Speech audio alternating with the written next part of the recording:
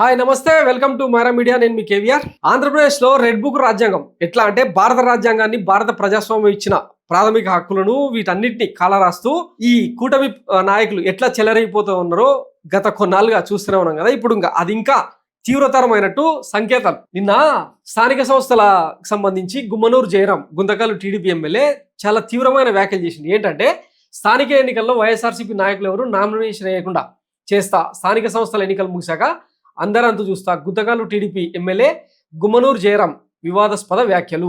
రాష్ట్ర వ్యాప్తంగా టీడీపీ నేతలు, ప్రజాప్రతినిధులు రెచ్చిపోతున్నారు, ఇష్టానుసారంగా మాట్లాడుతున్నారు. ఇదే వరుసలో ఇప్పుడు గుంతకల్ ఎమ్మెల్యే గుమ్మనూరు జయరాం కూడా చేరిపోయారు. స్థానిక సంస్థల ఎన్నికలకు పార్టీ శ్రేణులు సమాయత్తం కోసం గురువారం గుంతకల్లులో, శుక్రవారం గుత్తిలో నిర్వహించిన సమావేశాల్లో గుమ్మనూరు జయరాం వివాదాస్పద వ్యాఖ్యలు చేశారు. స్థానిక సంస్థల ఎన్నికల్లో వైసీపీ నాయకులు ఎవరు నామినేషన్లు కూడా వేయకుండా చేస్తారని పేర్కొన్నారు. స్థానిక సంస్థల ఎన్నికల్లోపు వైసీపీ వారు టీడీపీలో చేరితే సరి, లేదంటే తోకలు కత్తిరించి సున్నం వడ్డిస్తానని బెదిరించారు. Nara Lokesh red book close చేసినా తాను మాత్రం ఓపెన్ చేసి ఉంచుతానని, స్థానిక సంస్థల ఎన్నికలు ముగిసాక అందరంతా చూస్తానని బెదిరించారు.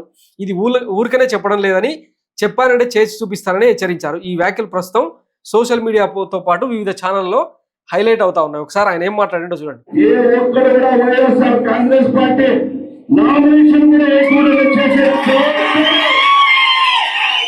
మనందరం తీసుకున్న ఒక సంవత్సరం అయితే ఈ రోజు వైఎస్ఆర్ కాంగ్రెస్ పార్టీ వాళ్ళకి కేసులు పెట్టుకుంటా మనం తగ్గింటే ఒక్కరు కూడా బయటికి వెళ్ళిపోకుండా వైఎస్ఆర్ ఇంట్లో కూర్చోబెట్టచ్చు.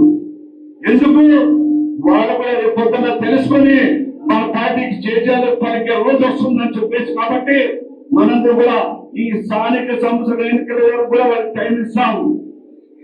బుద్ధి మార్చుకొని మా పార్టీలోకి వచ్చి మా పార్టీ తీర్థం తెచ్చుకొని మా ఆశీర్వాదం పొందితే కానీ, లేదా రేపు స్థానిక సంస్థల ఎన్నికల్లో తల ఊపితే మాత్రము తోక కత్తిరించి సున్నమని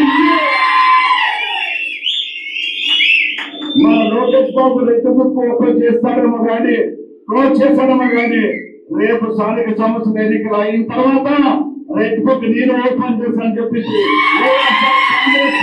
విన్నారు కదా. ఏం పోకడలు ఇవి. వైసీపీ వాళ్ళందరూ టీడీపీ కండువా కప్పుకుంటే సరే, టీడీపీకి ఓటేస్తే సరే, లేదంటే తోగలు కత్తిరించి సున్నం పెడతా.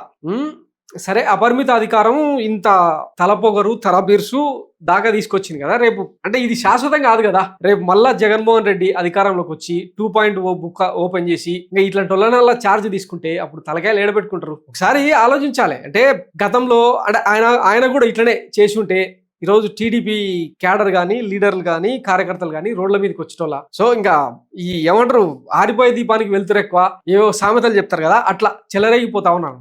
మీకు అపరిమితమైన అధికారం, చట్టసభల్లో 93% పైగా మ్యాండేట్ ఇచ్చి 1.5 కోటి పైగా ఓట్లు మీకు అంటే 3 పార్టీలకు కలిపి ఓటేసింది.